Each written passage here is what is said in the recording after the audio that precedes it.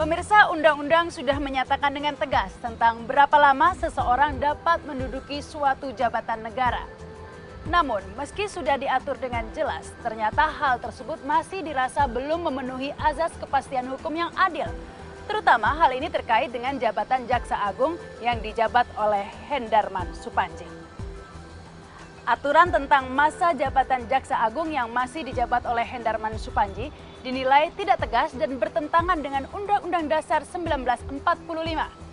Polemik ini sempat meramaikan dunia hukum hingga terus menggelinding ke meja Mahkamah Konstitusi. Pemirsa, inilah MK File.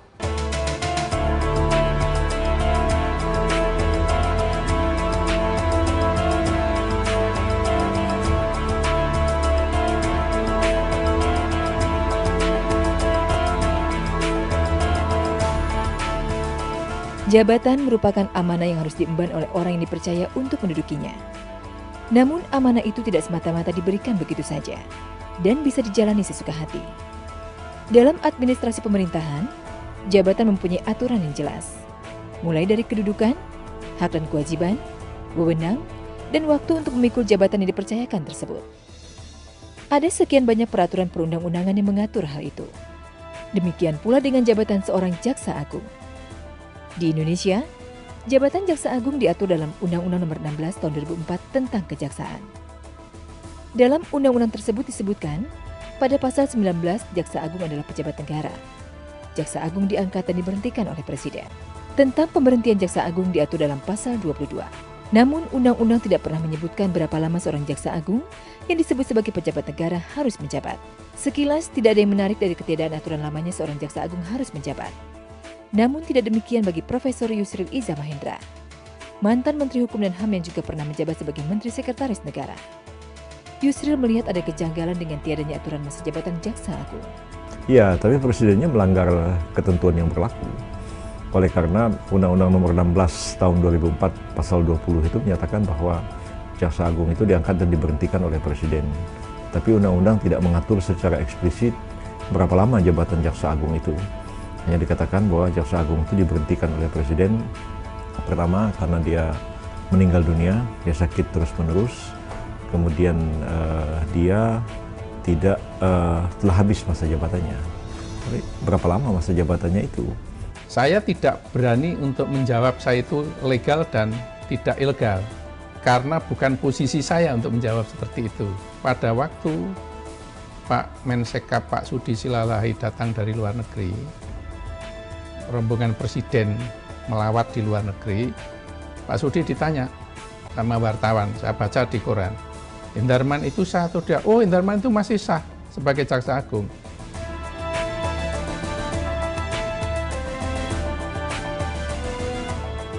Khusus tentang jabatan Hendarman Supandji, menurut Yusril jabatannya sebagai Jaksa Agung seharusnya berakhir pada tanggal 20 Oktober 2009, bersamaan dengan berakhirnya tugas Kabinet Indonesia Bersatu.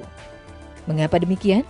Karena menurut Yusril, Hendarman dilantik bersama dan untuk jajaran Kabinet Indonesia Bersatu. Jaksa Agung itu adalah anggota kabinet, jadi pejabat setingkat Menteri Negara dan diangkat di awal pembentukan kabinet dan berakhir bersama-sama dengan berakhirnya usia kabinet itu dengan menteri-menteri yang lain. Kalau saya beranggapan saya ini sah, karena saya diangkat dan belum pernah diberhentikan.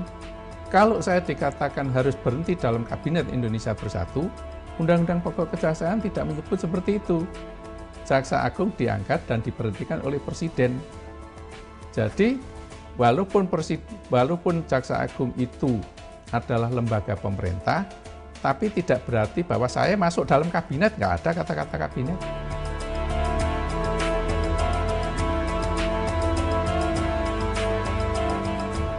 Tentu tidak ada asap tanpa ada api. Yusril mempermasalahkan jabatan Hendarman. Setelah Jaksa Agung tersebut mencekal Yusril terkait terjadinya kasus korupsi pengadaan Sismibakum di Kementerian Hukum dan HAM ketika Yusril menjabat sebagai menteri di kementerian tersebut. Ini berawal dari sebuah kasus yang konkret ya. Oleh karena tiba-tiba saya dinyatakan sebagai tersangka oleh Kejaksaan Agung. Dan saya menemukan satu fakta bahwa Jaksa Agung pada waktu itu Hendarman Supandji itu sudah lewat masa jabatannya sebagai Jaksa Agung dan masih memegang jabatan itu, sehingga saya waktu itu mengatakan kalau Jaksa Agung itu ilegal, dia tidak bisa menyatakan saya sebagai tersangka. Karena itu saya melihat sesuai dengan ketentuan undang-undang, maka saya setuju untuk ditetapkan sebagai tersangka. Atas dasar itu, maka kejaksaan melakukan pencekalan. Hampir semua yang jadikan tersangka dicekal itu. Nggak ada kecuali. Begitu tersangka, dan itu ada kemungkinan untuk bisa melarikan diri, tidak menutup kemungkinan punya anggaran yang besar, pasti dicekal.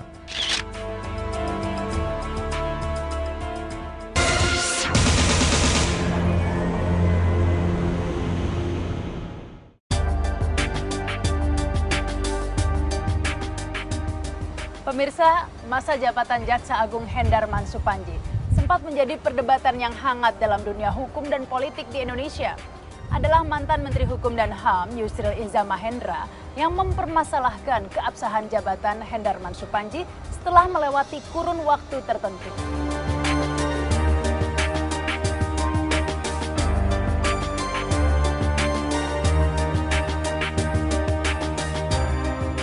Polemik jabatan Hendarman Supandji sebagai Jaksa Agung sempat bergulir bak bola liar. Pendapat pro dan kontra saling bersahutan.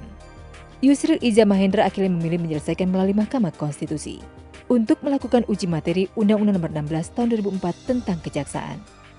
Yusril ingin menguji konstitusionalitas penafsiran Pasal 19 dan Pasal 22 Undang-Undang tentang Kejaksaan tersebut. Dihubungkan dengan prinsip negara hukum, sebagaimana tertuang dalam Keputusan Presiden Nomor 187/M Tahun 2004, Keputusan Presiden Nomor 31/P Tahun 2007, dan Keputusan Presiden Nomor 83/P Tahun 2009. Jaksa Agung pada waktu itu Hendarman Supandji itu sudah lewat masa jabatannya sebagai Jaksa Agung dan masih memegang jabatan itu, sehingga saya waktu itu mengatakan kalau Jaksa Agung itu ilegal, dia tidak bisa menyatakan saya sebagai tersangka.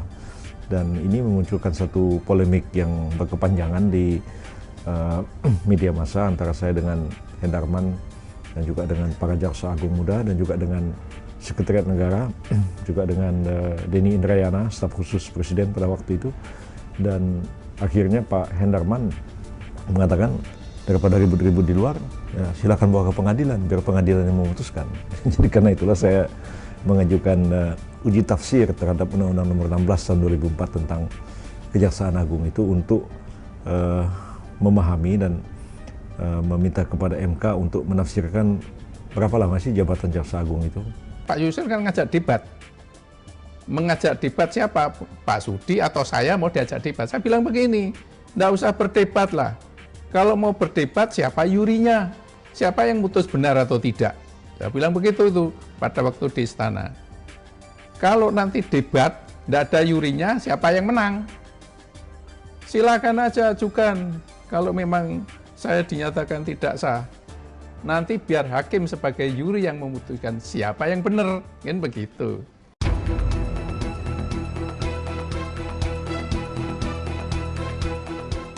Sebagai salah satu penyusun Undang-Undang Nomor 16 Tahun 2004 tentang Kejaksaan, Yusril paham betul apa yang menjadi titik lemah dalam undang-undang tersebut.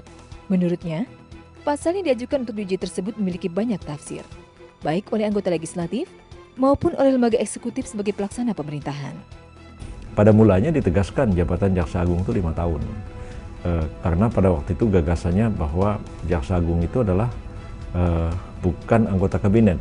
Nah, tapi kan DPR pada waktu itu menghendaki supaya Jaksa Agung itu adalah orangnya Presiden. Jadi diangkat oleh Presiden, diberhentikan oleh Presiden, dan tidak perlu terikat kepada jabatan kadir. Pada waktu itu PB Da Costa dari PDIP dan mengatakan bahwa Presiden itu punya program penegakan hukum, dan karena itu tidak bisa Jaksa Agung itu orang yang otomatis diangkat, tapi mesti dipilih oleh Presiden sendiri. Itulah yang disepakati. Dan pada waktu itu diperdebatkan, ada satu anggota DPR namanya Pak Tahir Saimima mengatakan kalau memang Jaksa Agung itu adalah anggota kabinet, ya kita nggak perlu cantumkan masa jabatannya karena kita sudah tahu berapa lama jabatan kabinet itu. Ya, itu masalah itu kan debatable. Ada yang harusnya Kabinet Indonesia Bersatu berhenti, saya dilanjutkan. Ada yang pendapat gitu. Ada juga yang mempunyai suatu pendapat tidak perlu diganti, kan gitu dia. Itu kan debatable. Mana yang benar? Kan tidak ada yang bisa memperkuat. Karena undang-undang tidak membatasi masa jabatan Jaksa Agung, tetapi dikatakan Jaksa Agung diberhentikan karena berakhir masa jabatannya, maka tafsir yang benar atas ketentuan dalam pasal 22D itu adalah pertama, dengan cara mengkaitkan masa jabatan Jaksa Agung itu dengan masa jabatan kabinet. Dia diangkat di awal kabinet dan berakhir masa jabatannya dengan berakhirnya usia kabinet dan sekaligus juga berakhirnya masa bakti presiden yang bersangkutan.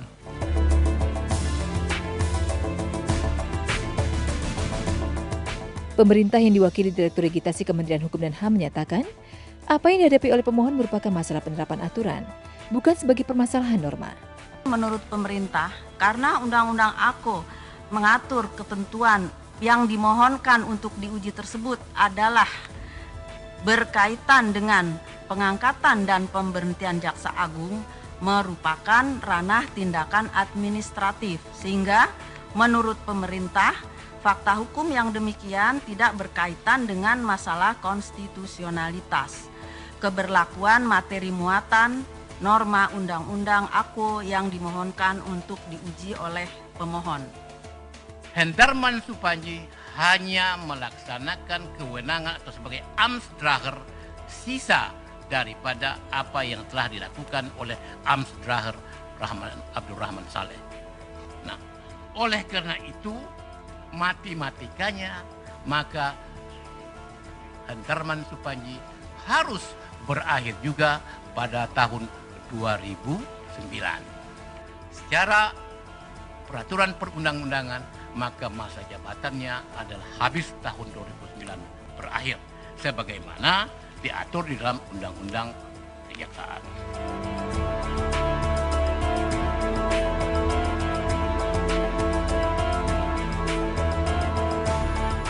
Dalam persidangan, beberapa ahli ikut memperkuat dalil Yusril Ija Mahendra.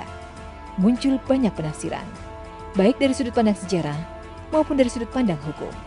Sedangkan pemerintah melalui para ahli yang dihadirkan dalam persidangan tetap meyakinkan majelis hakim bagaimana peran dan tugas kejaksaan yang mewakili eksekutif dalam wilayah yudikatif. Sehingga jabatan Jaksa Agung berbeda dengan jabatan menteri, meskipun kedudukannya setingkat dengan menteri negara.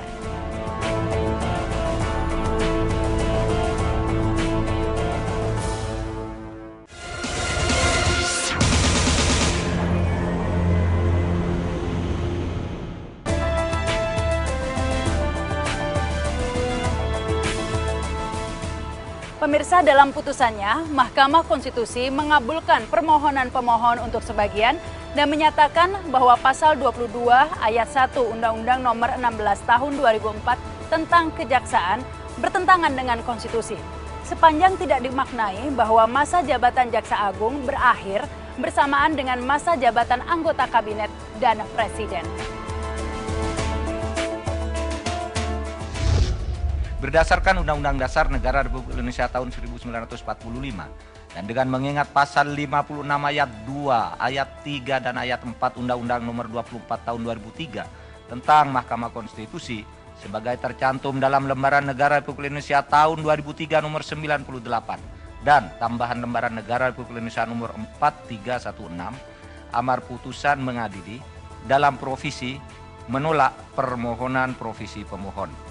Dalam pokok permohonan, mengabulkan permohonan pemohon untuk sebagian. Menyatakan pasal 22 ayat 1 huruf D, Undang-Undang Nomor 16 Tahun 2004 tentang Kejaksaan Republik Indonesia, Lembaran Negara Republik Indonesia Nomor 67 Tahun 2004, tambahan Lembaran Negara Republik Indonesia Nomor 4401 adalah sesuai dengan Undang-Undang Dasar Negara Republik Indonesia tahun 1945 secara bersyarat atau conditionally konstitusional, yaitu konstitusional sepanjang dimaknai masa jabatan Jaksa Agung itu berakhir dengan berakhirnya masa jabatan Presiden Republik Indonesia dalam satu periode bersama-sama masa jabatan anggota kabinet atau diberhentikan dalam masa jabatannya oleh Presiden dalam periode yang bersangkutan. Menyatakan pasal 22 ayat 1 huruf D Undang-Undang Nomor 16 Tahun 2004 tentang Kejaksaan Republik Indonesia, Lembaran Negara Republik Indonesia Nomor 67 Tahun 2004, tambahan Lembaran Negara Republik Indonesia Nomor 4401, tidak mempunyai kekuatan hukum mengikat sepanjang tidak dimaknai masa jabatan Jaksa Agung itu berakhir dengan berakhirnya masa jabatan Presiden Republik Indonesia dalam satu periode bersama-sama masa jabatan anggota kabinet atau diberhentikan dalam masa jabatannya oleh Presiden dalam periode yang bersangkutan. Menolak permohonan pemohon untuk selain dan selebihnya, memerintahkan pemuatan putusan ini dalam Berita Negara Republik Indonesia sebagaimana mestinya.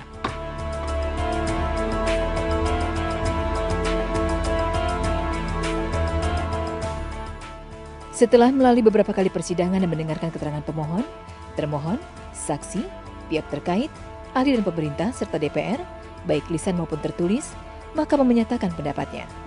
Menurut Mahkamah, antara lain seharusnya jabatan Jaksa Agung adalah sesuai dengan periode atau masa jabatan Presiden. Terlepas ia diposisikan sebagai pejabat di dalam kabinet ataupun di luar kabinet. Oleh karena undang-undang tidak mengatur hal tersebut secara tegas, maka dalam praktik di lapangan, implementasinya menimbulkan masalah konstitusionalitas, yakni ketidakpastian hukum. Namun, meskipun Mahkamah sependapat dengan ketiga ahli pemohon dalam hal substansi sebagai ius constituendum, dan karena undang-undang tentang batasan masa jabatan Jaksa Agung tersebut tidak atau belum mengatur hal demikian, maka pengangkatan dan masa jabatan Jaksa Agung untuk keadaan yang sekarang tidak dapat dikatakan ilegal. Terhadap putusan tersebut, dua hakim konstitusi menyatakan pendapat yang berbeda. Akan tetapi seorang jaksa agung sekalipun ia seorang pembantu presiden sebagaimana kedudukan menteri, tetapi jelas terdapat perbedaan dengan seorang menteri. Pertama, dari segi undang-undang yang mengatur beda antara keduanya. Kedua, menteri-menteri terkena masa demisioner menjelang berakhirnya masa jabatan kabinet, sedangkan seorang jaksa agung tidak mengenal demisioner. Ia tetap menjalankan jabatannya tidak kurang dan tidak lebih sewaktu para menteri didemisionerkan. Yang menjadi masalah adalah apakah setelah masa jabatan presiden berakhir, ia berakhir masa jabatannya. Jika ia tidak berakhir, apakah menimbulkan ketidakpastian hukum? Bahwa pengangkatan Jaksa Agung dilakukan dengan keputusan presiden, maka berhentinya Jaksa Agung juga dengan menerbitkan keputusan presiden. Sepanjang belum ada keputusan presiden yang memberhentikannya, maka yang bersangkutan tetap sah sebagai Jaksa Agung. Jaksa Agung adalah suatu jabatan yang terus-menerus atau durzam, yang orang yang mendapat Jaksa Agung boleh berganti-ganti. Bahwa di dalam sistem Undang-Undang Dasar 45, menteri-menteri negara termasuk dalam jabatan political appointees. Oleh karenanya, seorang menteri serve at the pleasure of the President and can be removed by the President at any time. Karena jabatan Presiden selama 5 tahun, maka dalam jangka 5 tahun itulah political appointees, apakah menteri atau Jaksa Agung, serve at the pleasure of the President. Namun hal demikian tidaklah berarti bahwa secara bersamaan, pada saat yang sama dan dengan serta-merta, jabatan menteri atau Jaksa Agung berhenti pada saat Presiden yang mengangkatnya habis masa jabatannya, yaitu dengan pelantikan Presiden berikutnya. Bahwa memang benar seorang yang menjabat itu harus ada akhir masa jabatannya, dan Jaksa Agung termasuk dalam jabatan political appointees dari Presiden. Namun karena kekhususan tugas dan kewenangannya, maka tidak secara serta-merta jabatan Jaksa Agung harus berakhir bersama-sama dengan berakhirnya masa jabatan Presiden yang mengangkatnya, tapi akan berakhir pada saat telah ditunjuk dan diserah terimakan jabatan Jaksa Agung kepada pengganti Jaksa Agung yang baru.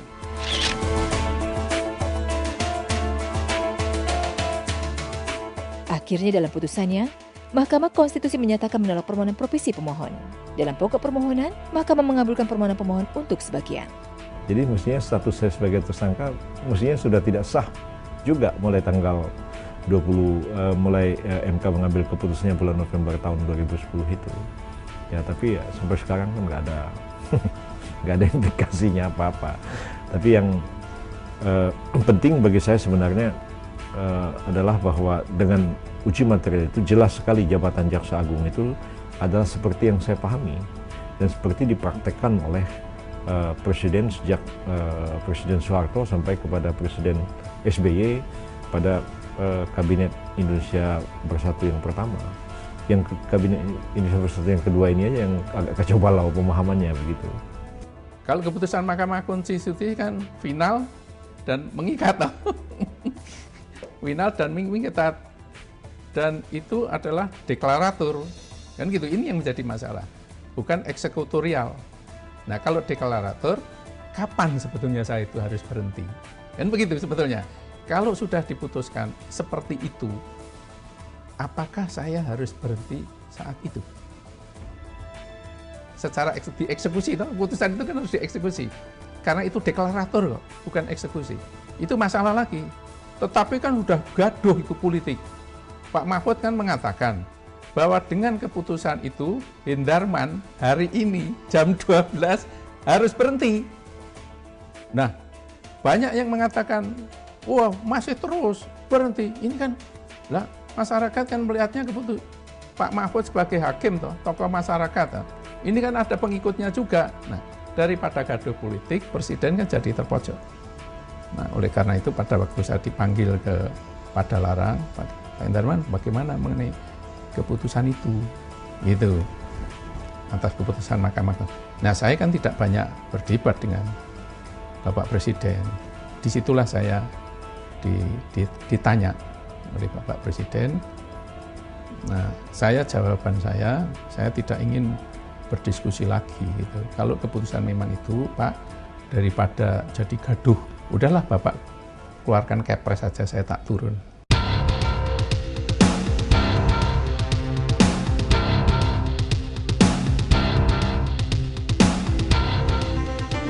Pemirsa, Mahkamah Konstitusi memutuskan bahwa jabatan Hendarman Supandji sebagai Jaksa Agung berakhir sejak putusan MK ditetapkan. Ini merupakan jalan tengah. Karena jika jabatan Hendarman Supandji sebagai Jaksa Agung berakhir bersamaan dengan berakhirnya Kabinet Indonesia Bersatu, maka akan banyak keputusan Jaksa Agung menjadi ilegal. Tentunya ini akan berdampak dalam penuntutan kasus-kasus korupsi. Saya Rahma Sarita, sampai jumpa dalam MK File berikutnya setiap Sabtu sore.